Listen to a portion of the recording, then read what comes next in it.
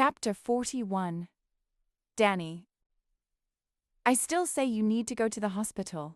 No, I don't, Alex said, staring out through the windshield in my driveway. It was dark, but the streetlight made it possible to see his face.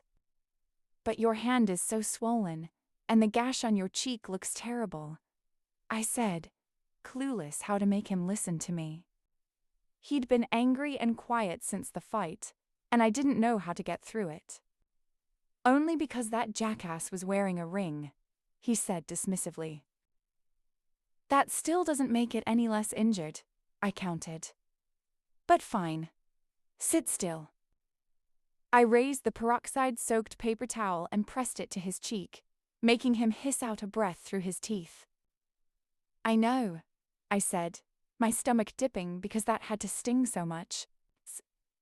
Benji's ring had kind of ripped open Alex's face, and it wasn't pretty, even in the dark.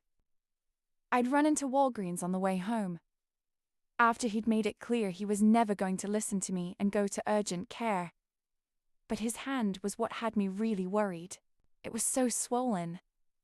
I'm sorry, I said, dabbing at the wound. For what? He asked, and finally his eyes met mine. Since the whole thing went down, it felt like he wouldn't even look at me. Like he was mad at me. That I'm hurting you, that this happened, that your amazing night was ruined by Benji, I said in the quiet of his dark car. His jaw clenched at the mention of Benji's name, and I regretted saying it. Everything Benji had implied was a lie, and I was pretty sure Alec knew that, but it still made things between us feel tense. Why isn't B talking to me? Hey, I said. It's okay. Remember, you're going to the X. His jaw flexed again like he was holding it so tight, and he still didn't say anything. Alec. I didn't know if he wanted me to, but I ran my fingers over that rigid jawline, wishing it would relax. Everything's going to be okay, I said. Is it? He asked, his voice low and kind of raspy. Yeah, this will blow over, I said. I don't know, Danny, he said, sounding exhausted. I've done this shit with Ben before, and he goes for the jugular. I might have just fucked everything up. My chest hurt for him when his voice cracked over the might have. It sounded like he was holding back so much emotion, and God, it wasn't fair that he had more to worry about after they got the win. You didn't, I said, putting my left hand on the other side of his face. Listen to me. Everyone makes mistakes, and it's going to be fine. This is just a guy acting like a jerk.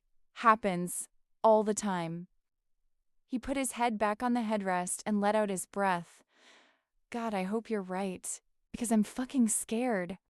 That hurt my heart, the admission and how anguished he sounded. I mean, I could have just fucked up my chance at playing in the tournament. I could have fucked it all up if Ben wants to come after me. He won't, I said. But he will, Alex said, making me feel a little better by leaning into my touch and by opening up and not being so quiet. He's greasy as hell, and you were right, he said, shaking his head in regret. I did exactly what he wanted me to. I lost my shit on him, and now he's got the upper hand.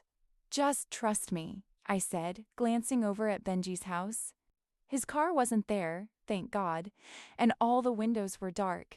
It's going to go your way this time, I just know it. Is this more wisdom from the Harvard brain? That's right, I said.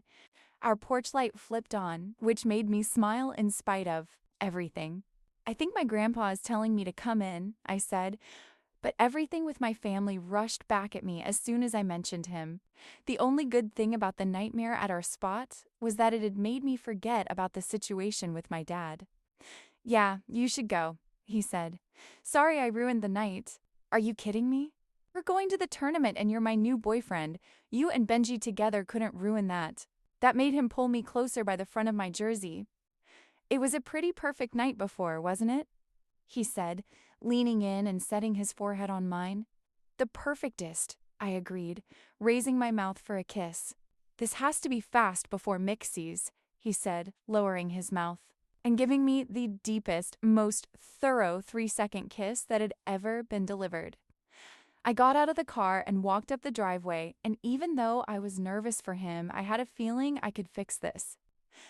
Benji was a jerk who liked showing off in front of his friends, but he'd always been decent enough when it was just the two of us. Thank God I've always been nice to Bim. So, first thing in the morning at like 7 o'clock before the police station was even open, I was going to visit my friend next door and beg like I'd never begged before.